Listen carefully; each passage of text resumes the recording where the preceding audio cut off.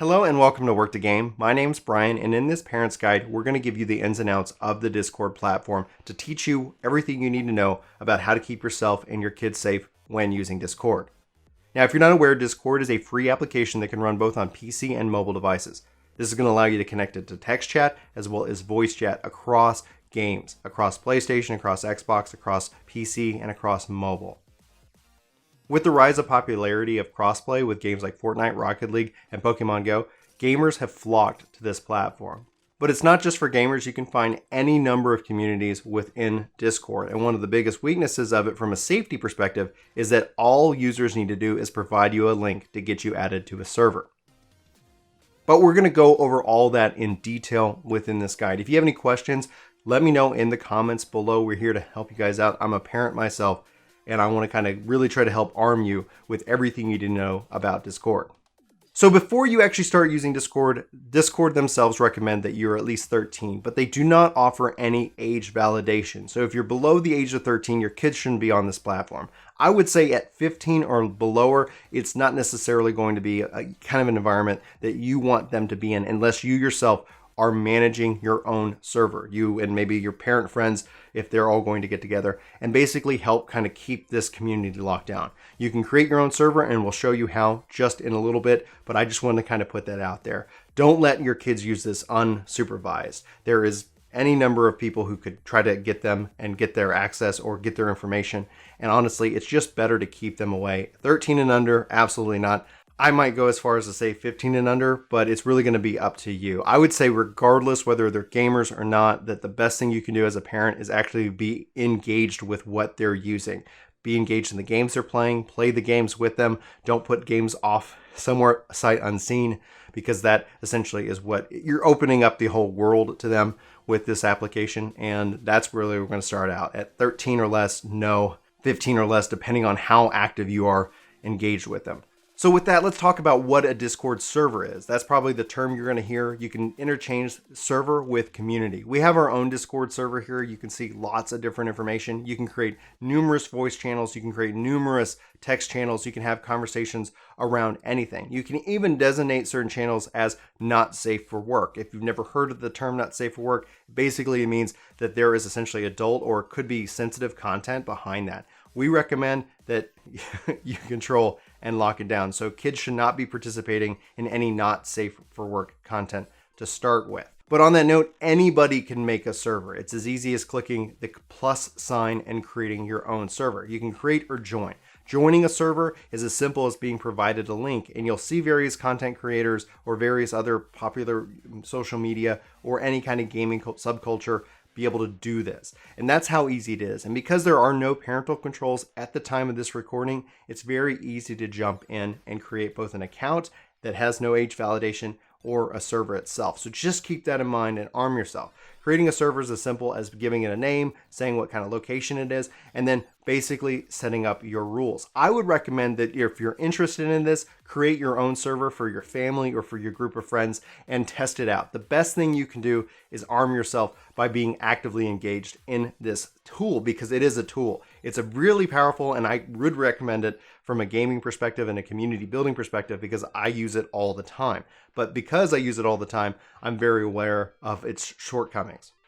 Now, once you have a server, you can create various rules. You can actually enable various different moderations, integrations, and widgets. There's lots of also bots and tools out there that kind of can help feed you news or updates or any kind of thing, assign roles, etc. So you have a huge amount of power when creating a server. If your kids are joining some random server, they might not necessarily have that kind of control. And we're going to go over your individual user settings and permissions here in a little bit. But as far as moderation goes, you can see you can enable streaming mode. You can also essentially hide personal information. You can hide instant invite links. You can disable sounds and disable notifications. There's a lot that you can do here. So we recommend that you kind of go and play around with it.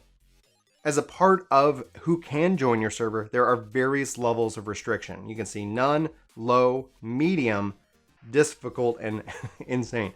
Essentially, as part of it, if you do create your server that way, because people can set out invite links and you'll actually have the ability to control who can create those links, you can also then say who is allowed into my server and you can do various things. So you can look at explicit content filters. You can set it to very strict or medium, or essentially not scanning any kind of methodology. You can also enable extra authentication when using this. It depends on how you want to manage your integration, how you want to manage your server itself. You can also ban users. So if obviously a bad actor comes into the into the community, you can kick them out. You can restrict their access. So I would recommend checking out your level of moderation when you've created your server, etc. And pretty much, especially if it's about your kids and around your kids, make it as strict as possible. Essentially, the highest level one is that they have to have a verified phone to join your Discord server, and that would be listed right here.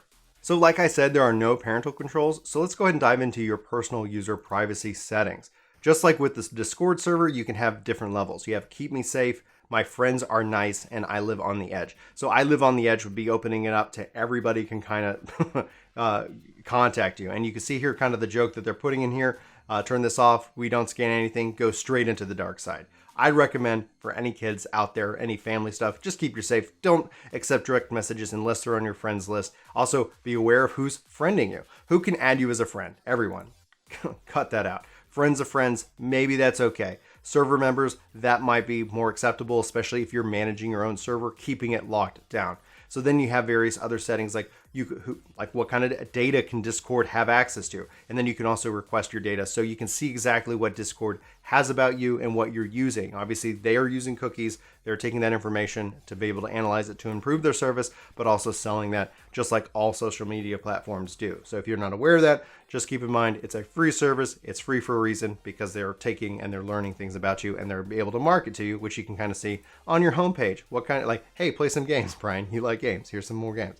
Anyway, so we talked about being able to manage your server, various settings there. We also talk about user settings. You can also enable two-factor authentication, and you also have a lot of, when I say a lot of controls here, it literally kind of dives in here. You can also have various connections up to other social media platforms, specific games, Steam, Facebook, Twitter, Xbox, Spotify, all of that. So there's a lot of things you can kind of connect into it, and it can be a really strong platform that way. But I just want to also just really lean into the privacy and safety perspective of your Discord server here, as well as your personal account. So those are all managed under server settings, moderation, as well as server settings and your personal preference for safety and privacy.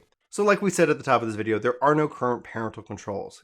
Systems like Xbox and PlayStation have a lot of those baked into their framework right now. But this is a system, this is a process that kind of goes beyond their walls. We hopefully to see more integrations with PlayStation, with Xbox, with various other manufacturers to kind of help work on keeping the children safe when using this system. So just keep in mind, just keep being aware of it. The best thing you can do right now, rather than wait on somebody to do something, is to get involved and to be active in your community and with your kids, whether they're playing games or they're engaging in this social media platform.